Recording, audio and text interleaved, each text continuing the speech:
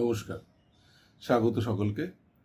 আজ আমরা আলোচনা করব এশিয়ার ট্যুর সম্পর্কে। তার বেসিক ধারণা দেব এই ভিডিওর মাধ্যমে। এটি আমাদের এশিয়ার যে প্র্যাকটিস, সেই প্র্যাকটিসের 1 নম্বর ক্লাস। এশিয়ার প্রথম প্রকাশিত হয়েছিল 1967 সালে। 1967 সালে এটি প্রথম প্রকাশিত হয়েছিল।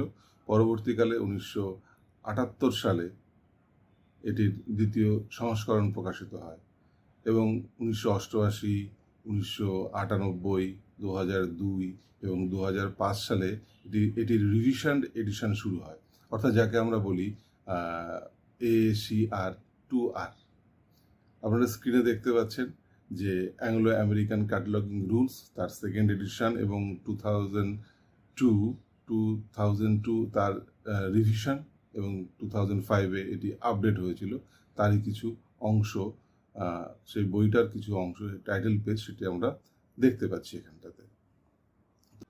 তো এখন আমরা এই রুলসটা কেন ব্যবহার করব, কিসের জন্য এই রুলসটা, কি দরকার আছে, বইটার বা কি প্রয়োজন আছে। তো সাধারণভাবে ক্যাটালগের সামঞ্জস্যতা, ক্যাটালগ শেয়ারিং, ক্যাটালগের ধারাবাহিকতা বজায় এবং পাঠকের সময় বাঁচানো ইত্যাদি, এই সমস্ত কারণে এই রুলস ব্যবহার করতে হয়। কারণ ক্যাটালগের যদি সামঞ্জস্যতা না থাকে একটি লাইব্রেরির সাথে অন্য লাইব্রেরি, তাহলে ইউজার বা পাঠক বিভ্রান্ত হতে পারে ক্যাটালগের গঠন নিয়ে, ক্যাটালগের ধরন নিয়ে। এবং রিসোর্স শেয়ারিং বা ক্যাটালগ শেয়ারিং আমরা করতে পারি একটি লাইব্রেরির সাথে অন্য লাইব্রেরি, সেই জন্য একই রকমের রুলস আমাদের প্রয়োজন। এখন দেখা যাক কি আছে এই ক্যাটালগের রুলসের বইতে। এই বইটা কিসের বই, কি আছে? বই সহ সকল গ্রন্থাগার সামগ্রীর ক্যাটালগের প্রস্তুতির নিয়ম দেওয়া আছে। অর্থাৎ বই ছাড়া অন্যান্য যেমন জার্নালস, মিউজিকস, সফটওয়্যার, রিসোর্সেস বা অন্যান্য যাবতীয় যা আছে লাইব্রেরির সামগ্রী, তার ক্যাটালগ কীভাবে তৈরি করা হয় তার রুলস এখানে দেওয়া রয়েছে। এবং প্রতিটি রুলস সায়েন্টিফিক্যালি, বিজ্ঞানসম্মতভাবে এভাবে লিপিবদ্ধ আছে। এবং এই বইয়ের বিন্যাস খুবই আকর্ষণীয়, কারণ এটি জানতে গেলে বইয়ের বিন্যাস সম্পর্কে আমাদের ভালোভাবে বুঝতে হবে এবং এটি শিখতে হবে। কিন্তু এটি খুব সহজ। চলুন দেখা যাক এর কন্টেন্ট পেজ। 2005 সালে যেটি আপডেট হয়েছিল তার কন্টেন্ট পেজটা এইরকম। তার মধ্যে দুটি পার্ট আছে, একটি হচ্ছে ডেসক্রিপশন পার্ট আর একটা হচ্ছে হেডিং পার্টস। এই দুটি পার্টের মধ্যে এটি বিভক্ত। ডেসক্রিপশন পার্টের মধ্যে আমরা দেখতে পাচ্ছি বুকস আছে, কার্টোগ্রাফি মেটেরিয়ালস আছে, মিউজিকস আছে, গ্রাফিক্স মেটেরিয়াল, ইলেকট্রনিক রিসোর্সে, 3D, মাইক্রোফর্ম এবং অন্যান্য সমস্ত রকমের রুলস এখানে আছে। এই ডেসক্রিপশন পার্টের যে সাইডে 1, 2, 3, 4, 5 করে দেওয়া আছে, এগুলো হচ্ছে তার সিরিয়াল নাম্বার। ধরুন আমরা বইয়ের ক্যাটালগ করবো, তাহলে আমরা এই দুইটা খুব ফ্যাক্টর, দুইটা আমাদের মনে রাখতে হবে যে 2 আন্ডারে বই আছে।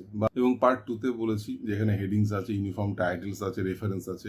এগুলো যখন আমরা ক্যাটালগ করব তখন এগুলো বিশেষভাবে আমাদের কাজে লাগবে, সেই সময় আমরা দেখব। তো আমরা মোটামুটি এখন আমরা জানছি যে ক্যাটালগের যে বইটি আছে, রুলসের যে বইটি আছে এশিয়ার, তার দুটি পার্ট 1 এবং পার্ট 2।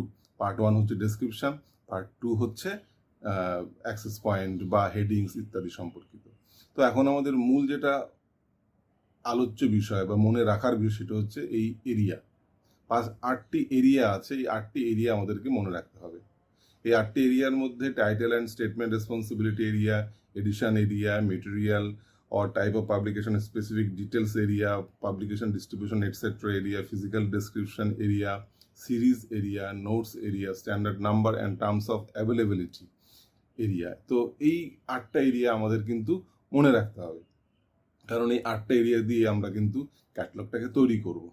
তো এই 8টা এরিয়ার মধ্যে আমরা পরবর্তীকালে আরও জানবো যে কীভাবে আমরা এই 8টা এরিয়াকে আমরা আইডেন্টিফাই করতে পারি।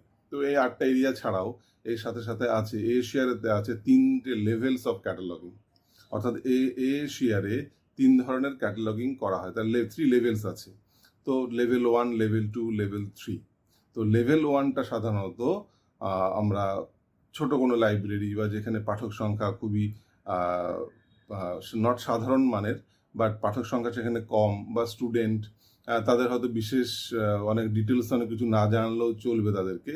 তো সেই সমস্ত লাইব্রেরির ক্ষেত্রে আমরা এই লেভেল 1টা সেখানে, অর্থাৎ 8টা এরিয়াই থাকবে কিন্তু অনেকটাই কম ইনফরমেশন আমরা সেখানে প্রোভাইড করব লেভেল 1-এর ক্ষেত্রে। এবং লেভেল 2 যে পোর্শনটা আছে সেই লেভেল 2 হচ্ছে এক্সপেন্সিভ বা এক্সপ্যান্ডেড ডিসক্রিপশন। সেখানে আমরা অনেক বিস্তৃতভাবে লেভেল 2 এর ক্যাটালগ আমরা করতে পারি। সাধারণভাবে লেভেল 2 এর যে অংশটা আছে সেটির মধ্যেই আমরা মেইনলি দেখি, মানে সমস্ত গ্রন্থের ক্ষেত্রে এটি আমাদের প্রয়োজন হয়। আর তারপরে আছে লেভেল 3, যেটা সামগ্রিকভাবে আরও অনেক বিস্তৃত, সেটি আমাদের জানতে হবে। এবং নেক্সট হচ্ছে ক্যাটালগ কার্ড। এর আমরা নেক্সট ক্লাসে আলোচনা করব যে ক্যাটালগ কার্ডের সাথে আমরা কিভাবে এটা অ্যাডজাস্ট করতে পারি, কিভাবে আমরা ক্যাটালগ কার্ডটাকে ব্যবহার করতে পারি, এর সাথে কি সম্পর্ক এশিয়ার সাথে সেটা। আপাতত এইটুকু। ধন্যবাদ।